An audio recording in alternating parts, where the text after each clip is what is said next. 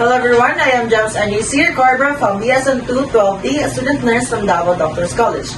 And in this video, I will be performing my return demonstration in parenteral drug administration using intradermal, subcutaneous, and intramuscular injections. This demonstration is a medication that goes to our body by injection through the tissue and circulatory system. Now for the intradermal injection, first thing first, check the order on the patient chart.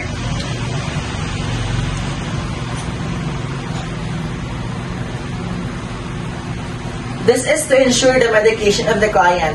After that, greet the client politely, introduce yourself, verify client's identity, ask the client how to be called during the assessment, and don't forget to establish a port and also explain the procedure and how she can participate during the procedure. Lastly, don't forget to perform hand hygiene to deter the spread of microorganisms. Next is arranging the medication jug on the hypodemic tray. On the corresponding jug, the said materials are syringes. I have here the tuberculin syringe, and for the skin test, next is the insulin test or syringe for subcutaneous, and a 23 gauge syringe for intramuscular, and also the sterile water. Next is the cotton balls, med tray, forceps, and trash can. And apply clean gloves to reduce the risk of exposure to the blood.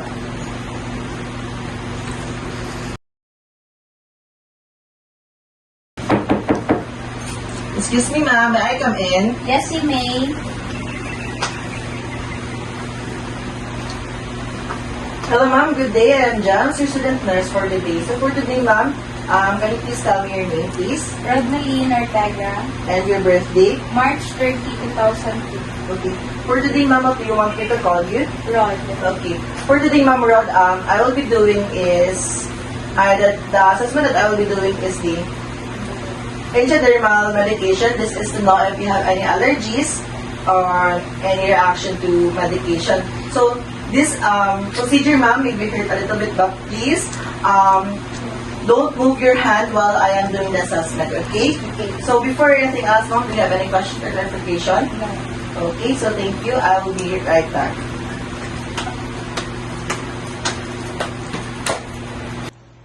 Now choose an injection site that is free from lesions and discoloration.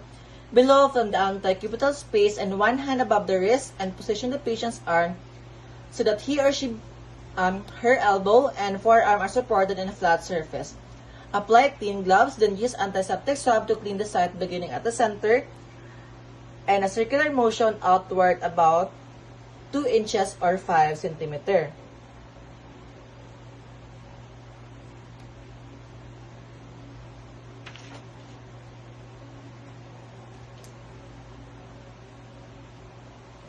Now remove the cup and hold the syringe between the thumb and the forefinger.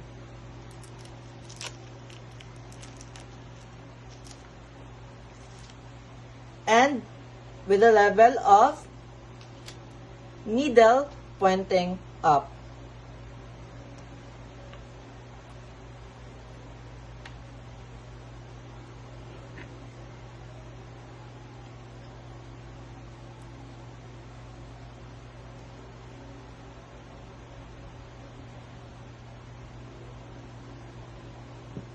Stretch the skin tone at the injection site by pulling gently with the thumb and forefinger at your non-dominant hand.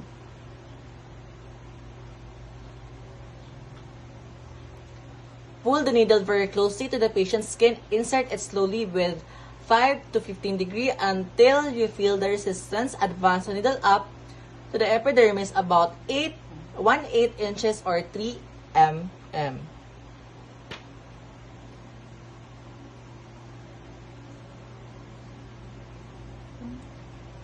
Slowly inject the medication and feel the resistance until you see a blob that resembles a mosquito bite will appear on the patient's skin. Withdraw the needle with the same angle that was inserted and pat dry a cotton ball. Remember that do not massage the area.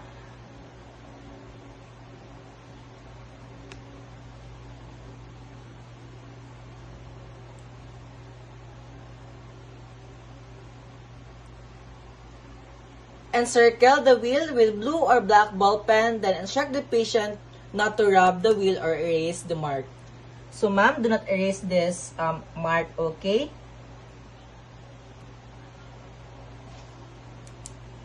And then, assist the patient in a comfortable position, indicate the site and due time for reading. Do not recap and use the needle. Discard the needle and syringe to appropriate receptacle. Then wash hand and document the procedure. Then interpret the result after 30 minutes.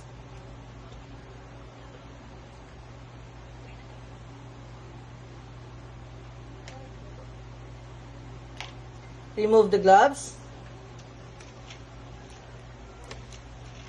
and perform the hand hygiene.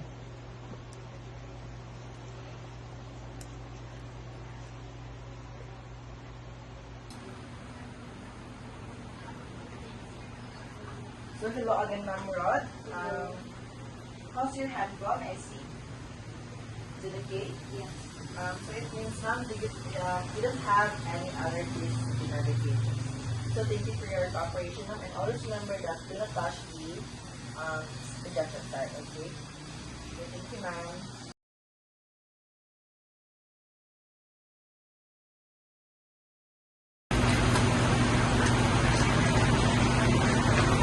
Hello, ma'am. Good day. I'm Jones, your student nurse for today. So before anything else, ma'am, can you please tell me your name, Rodnalyn Ortega, your birthday? March 30, 2000. Okay, what do you want me to call you? Rod. Okay, for today, Ma'am Rod, I will be doing is the intramuscular injection. So this medication will help you to absorb quickly to your bloodstream. And so this procedure, ma'am, will hurt a little bit, but please do not touch the injection site. So before anything else, ma'am, do you have any questions or clarifications? No. Okay, so just stay relaxed, ma'am, and I'll be right back. Okay. Okay.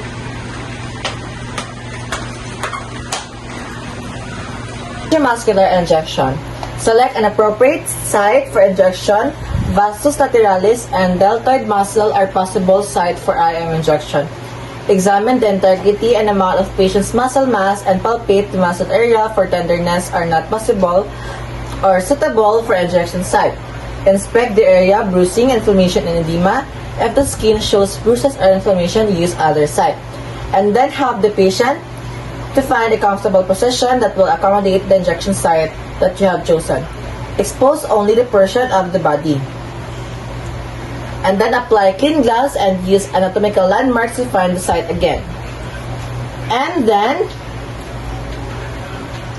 point the thumb towards the patient's groin.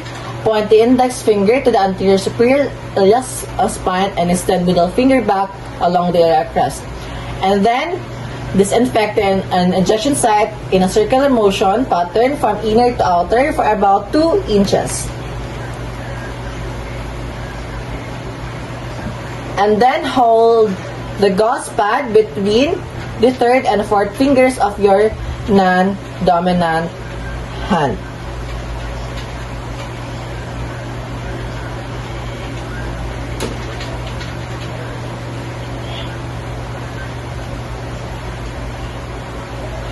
And then remove the needle cap by pulling it straight off.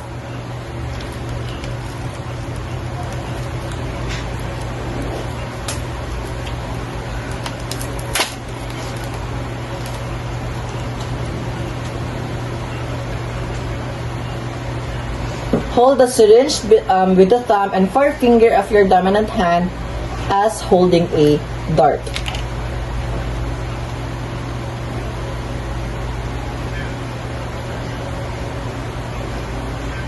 Place your ulnar side of your non-dominant hand and just below the injection site and pull the patient's skin laterally about 1 to 1.5 inches. Hold the position until you insert the needle. And then, if the patient has a little muscle mass, grasp the body of the muscle between your thumb and forefinger with your dominant hand and quickly pierce the muscle at a 90-degree angle to skin. Now let's inject the syringe. Aspirate the syringe by pulling back the plunger with your dominant hand If blood appears, you're not in the muscle.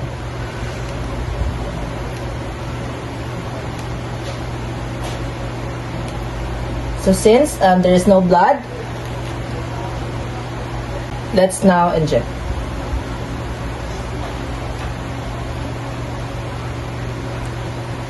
Remove and discard the needle and syringe and start moving. Inject the medication slowly at the rate of 1 ml at 10 seconds. And then release the skin and place the gauze pad on the side. Apply gently and without pressure. And inform the patient to do not massage. So ma'am, do not massage the area, okay? Okay. And then place the patient in a comfortable position and document the procedure.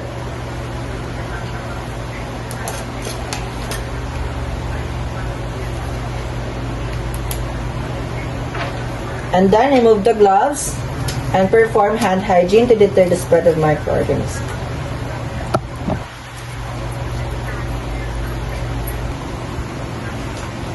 So hello again, Ma'am Rod. So how's your hand? It's okay. Okay, so Ma'am Rod, we are done doing the parenteral drug administration. So do you feel any discomfort? That's okay. Okay, so Ma'am, thank you for your 100% cooperation and have a good day. Thank you.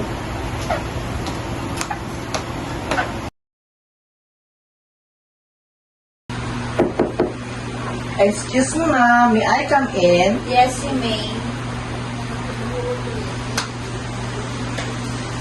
Hello, ma'am. Good day. I'm Jans Andesir Corba, your student nurse for today. And for today, ma'am, could you please tell me your name? Rodin Ortega, Birthday, please. March 30, 2002. Okay, what do you want me to call you, ma'am? Rod. Okay. For today, Ma'am Rod, I am going to perform the subcutaneous injection since you can take the medications orally. So, this procedure, ma'am, will hurt a little bit, but please don't touch the injection site, okay? Okay. So, before we proceed, ma'am, do you have any questions or clarifications? No. Okay, thank you, and I'll be right back. Now, for the subcutaneous. We will determine which site you will use. Shift the patient's bed, linen to expose only the potential injection site, inspect the area with bruising, inflammation, and edema. Palpate the site and avoid any area that is tender to make sure that you have the right size needle. Use your thumb and forefinger to grasp a skin fold of tissue at the injection site. Measure the fold from the top to bottom and check to ensure that the needle is about half as long. Place the patient in a comfortable position and ask the patient to relax the area about to inject. So, ma'am, please relax. Okay. And then apply clean gloves. Clean the site with antiseptic swab in a circular motion starting from the center to the outward.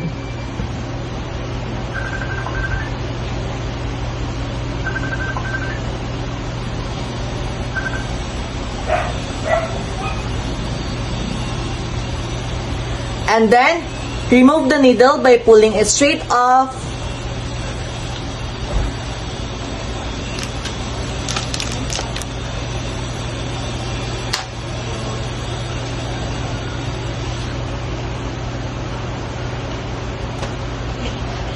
Hold the syringe between the thumb and forefinger of your dominant hand. And then, insert the needle quickly and firmly at 45 to 90 degree angle. Release the pinched skin and rest your non-dominant hand on the patient.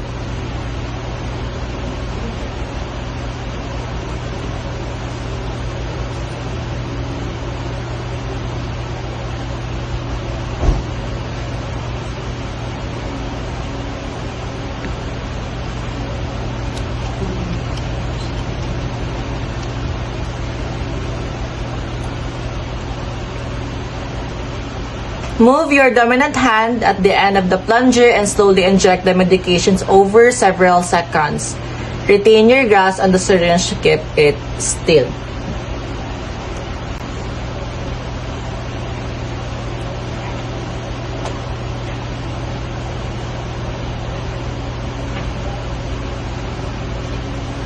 And then slowly inject.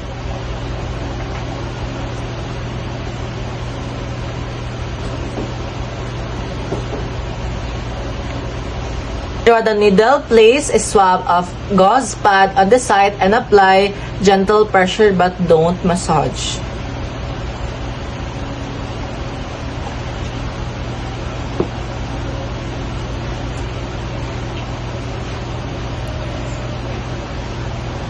Place patient in a comfortable position and document the procedure. Record the time and amount of the drug on the medication sheet.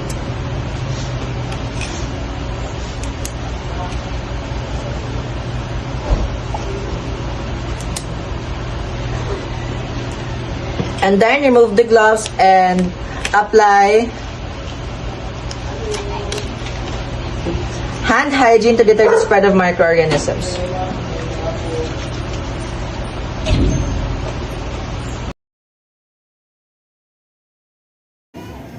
Hello everyone, good day. I am James NJC Corbra from BSN 212D, a student nurse from Davao Doctors College. And today, I'll be demonstrating an adult CPR and AAD skills, pediatric CPR, and infant CPR, and newborn CPR. This is done in order to save a person's life if their heart beating stops, as this assessment provides oxygenated blood into the brain and also to the heart. But before we proceed to the proper procedure, this assessment, the pediatric, adult, infant, and newborn CPR are all similar. However, they're just different in terms of correct hand placement during the chest compressions.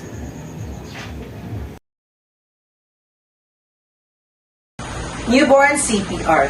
So, first thing, this is a newborn CPR, but first we have to determine the baby's upper score. So, assuming that in this case, the baby's upper is 3. So, the baby needs immediate medical care. So, now let's check first the response of the baby by tapping the shoulder, rubbing the soles, and calling out the name loudly. Hey baby, baby, are you okay? Hey baby, baby, are you okay? So, the baby is unresponsive. Code blue, code blue, code blue. So, after that, we are going to open the airway and suction using a suction valve. So, with this, we can remove the any obstruction at the airway of the baby. Now, I'm going to remove.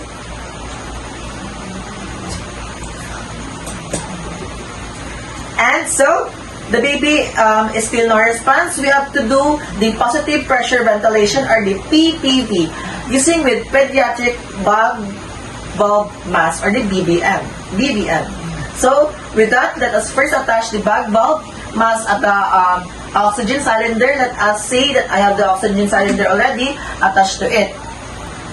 Now, let us cover the mouth and the nose with it. And also, let us allow the 30 seconds ventilation. So, in this way, we are supplying oxygen to the baby. We also need to look for the chest compression or chest rise with each bagging.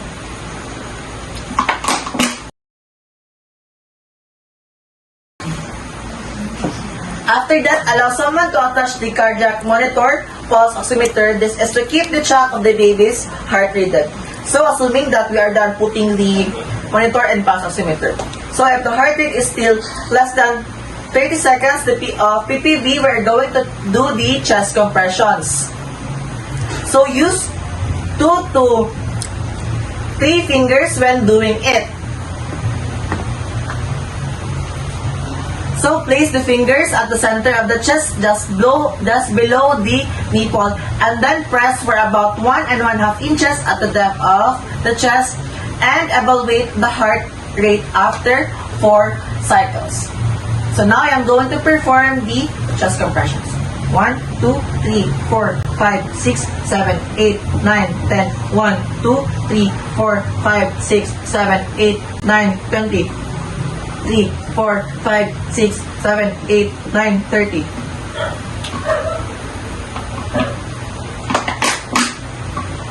1, 2, 3, 4, 5, 6, 7, 8, 9, 10, 11, 12, 13, 14, 15, 16, 17, 18, 19, 20, 21, 2, 3, 24, 25, 6, 7, 8, 29, 30.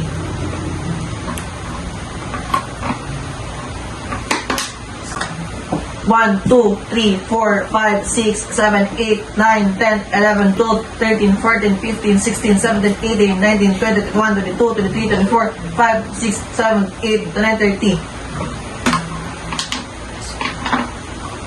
1, 2, 3, 4, 5, 6, 7, 8, 9, 10, 11, 12, 13, 14, 15, 16, 17, 18, 19, 20, 21, 22, 23, 24, 5, 6, 7, 8, 9, 30.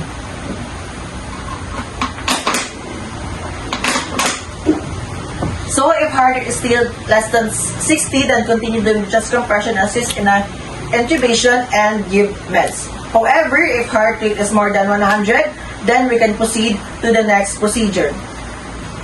So, assuming that the baby is, her heart rate is more than 100, so we can proceed. So, do the post-resuscitative care. So, we're going to monitor for the vital signs, oxygen saturation, and administer the oxygen. Also, monitor and maintain the patient's airway. So, I am done performing the chest compression. So, now the baby is, or the newborn is now conscious. And after that, assist the patient and then document the time procedures and the assessment, and also for the responses and to the treatment and medications that has given.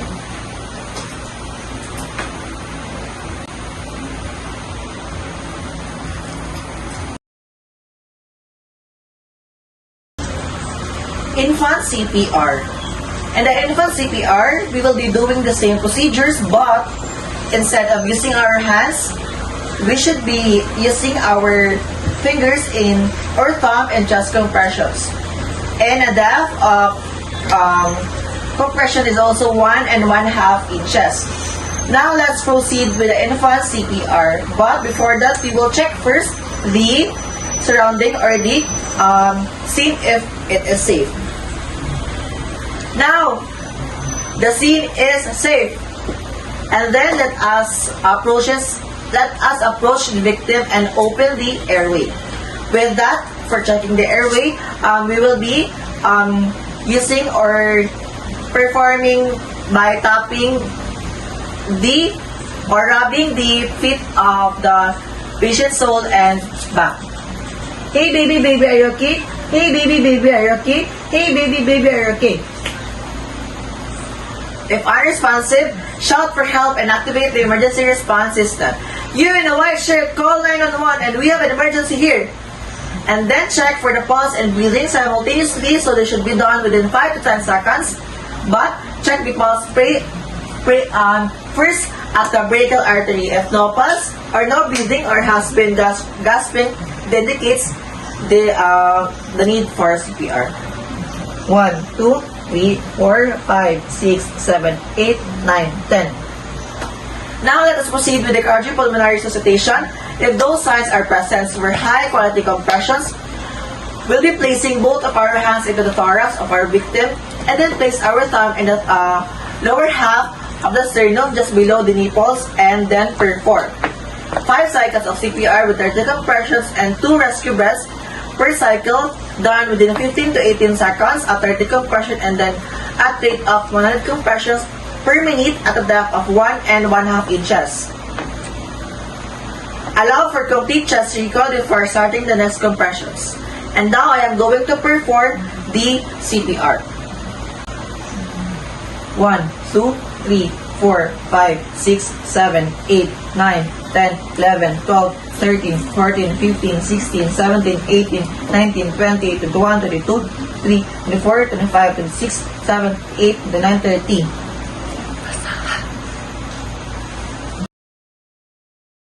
Now give 2 rescue breaths with a barrier device, each breath given for 1 second, and observe for visible chest rise at each breath.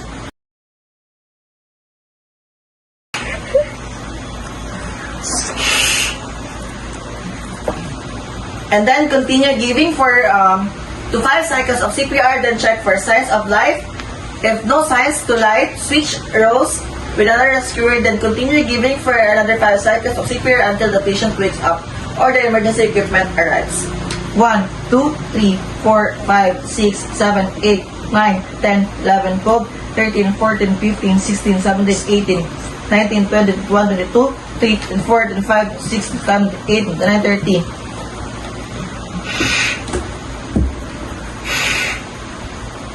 1, 2, 3, 4, 5, 6, 7, 8, 9, 10, 11, 12, 13, 14, 15, 16, 17, 18, 19, 20, 21, 22, 23, 24, 25, 26, 27, 28, 29, 30.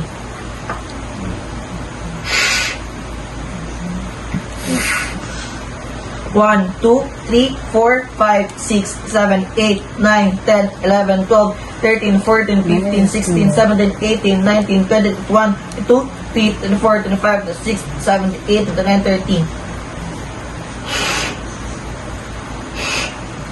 So assuming that the rescuer arrives, so we will now going to switch the second rescuer. So assuming that I am the second rescuer, so I am going to continue the CPR. 1, 2, 3, 4, 5, 6, 7, 8, 9, 10, 11, 12, 13, 14, 15. 1, 2, 3, 4, 5, 6, 7, 8, 9, 10, 11, 12, 13, 14, 15. The baby is now conscious. So, let us position the baby in a comfortable position and then record the document of the time and date of the baby's time for resuscitation or recovery.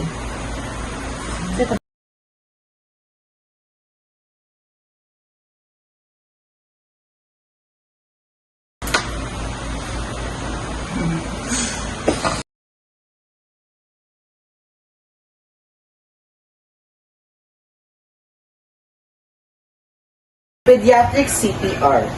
Now, on the pediatric CPR and pediatrics CPR, the same steps will be applied in the adult CPR. However, in pediatric CPR, the depth of the compression is 1 to 1.5 on the chest. Now, let us begin approaching the victim. Again, the turn, mean, and the scene is safe. The scene is now safe. Open the airway to allow free access of air and then check for the responsive within 5 to 10 seconds. 1, 2, 3, 4, 5, 6, 7, 8, 9, 10. If unresponsive, shout for help and activate the emergency response system.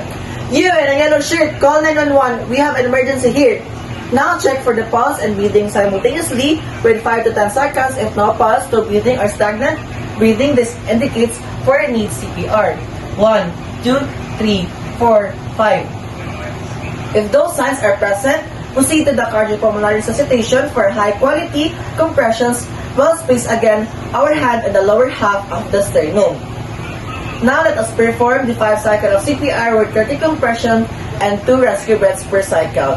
Allow for complete chest recoil, and third compression should be done within 15 to 18 seconds at the rate of compressions per minute. 1, 2, 3, 4, 5, 6, 7, 8, 9, 10. 1, 2, 3, 4, 5, 6, 7, 8, 9, 20. 1, 2, 3, 4, 5, 6, 7, 8, 9, 30.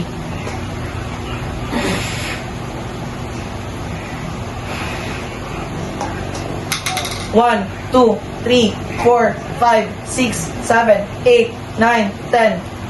1, 2, 3, 4, 5, 6, 7, 8, 9, 20.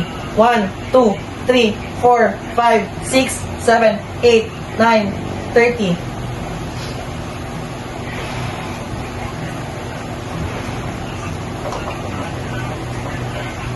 1, 2, 3, 4, 5, 6, 7, 8, 9, 10. 1, 2, 3, 4, 5, 6, 7, 8, 9, 20. 1, 2, 3, 4, 5, 6, 7, 8, 9:30. Now give 2 rescue breaths with a barrier device, each breath given for over 1 second. At each breath, we should observe for visible chest rise. And then continue giving up to 5 cycles of CPR, then check for signs of life. If no signs of life, switch close with another rescuer, then continue giving another 5 cycles of CPR until the patient wakes up or the emergency equipment arrive. So assuming that I am the second rescuer, so now let us perform the another cycle. 1, 2, 3, 4, 5, 6, 7, 8, 9, 10. 1, 2, 3, 4, 5, 6, 7, 8, 9, 10, 20. 1, 2, 3, 4, 5, 6, 7, 8, 9, 30.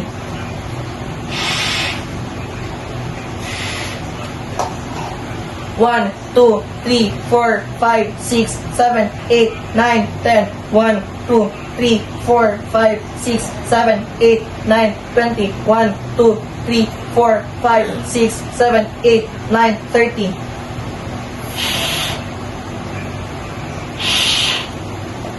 The patient is now conscious. Assuming that the patient has been revived, position the patient in the recovery position.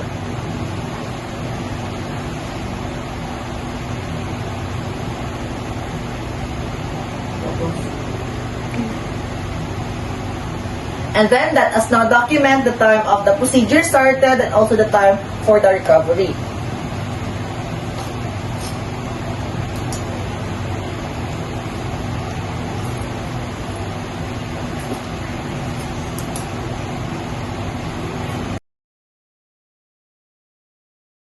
Let us begin with adult CPR and AED skills. Before approaching the victim, we should determine if the scene is safe.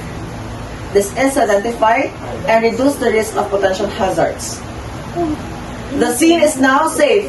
Open the airway to allow the free access of air now, then check for responsive within 5 to 10 seconds to know if the victim is unconscious.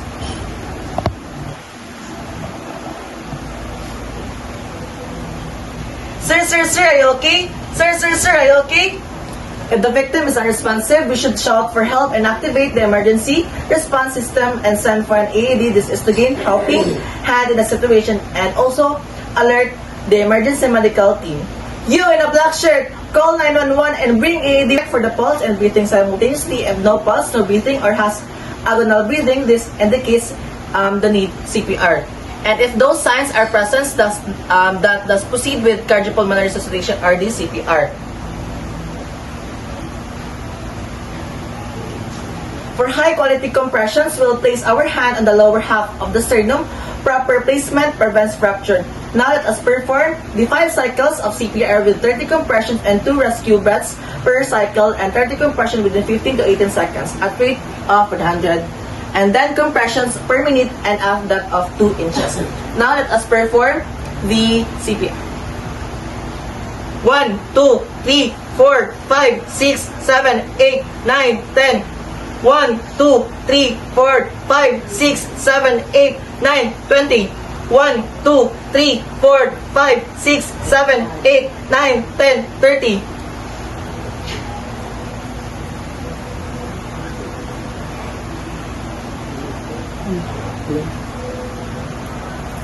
1, 2, 3, 4, 5, 6, 7, 8, 9, 10. 1, 2, 3, 4, 5, 6, 7, 8, 20. 1, 2, 3, 4, 5, 6, 7, 8, 9, 30.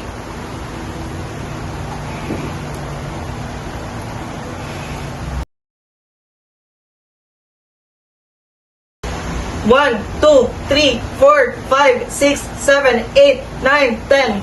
1, 2, 3, 4, 5, 6, 7, 8, 9, 20. 1, 2, 3, 4, 5, 6, 7, 8, 9, 30.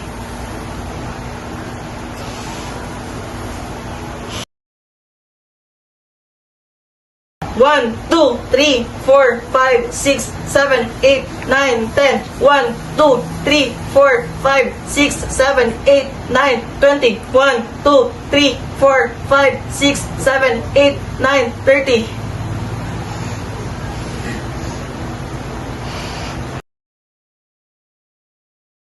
1,